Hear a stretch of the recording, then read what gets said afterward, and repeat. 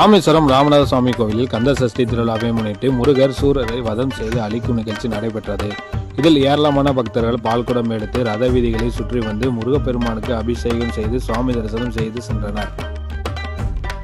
ராமநாதபுரம் மாவட்டம் ராமேஸ்வரம் ராமநாத சுவாமி கோவிலின் மேற்கு கோபுர வாசலில் அமைந்துள்ள பாலசுப்பிரமணிய சுவாமி ஆலயத்தில் கந்த சஷ்டி விழா அக்டோபர் 22 காப்பு கட்டி தொடங்கியது.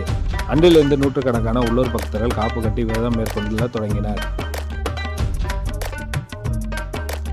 சஷ்டி விழா தொடங்கிய நாளிலிருந்து தினமும் மாலை பாலசுப்பிரமணிய சுவாமிக்கு பால், பன்னீர், சந்தனம், குங்குமம், தேன், இளநீர் போன்ற வாசனை திரவியங்களால் அபிஷேகம் செய்து சிறப்பு அலங்காரத்தில் பக்தர்களுக்கு காட்சியளித்து வந்தார்.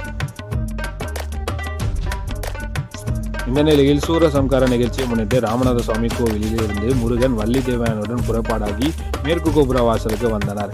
இதன் பின் சூரன் முருகரை 3 முறை சுற்றி வந்தார். இதனைத் தொடர்ந்து முருகன் தனது கூறிய வேளால் சூரனை அம்பு எய்து வதம் செய்து சூரசம்கார நிகழ்ச்சி வெகு சிறப்பாக நடைபெற்றது.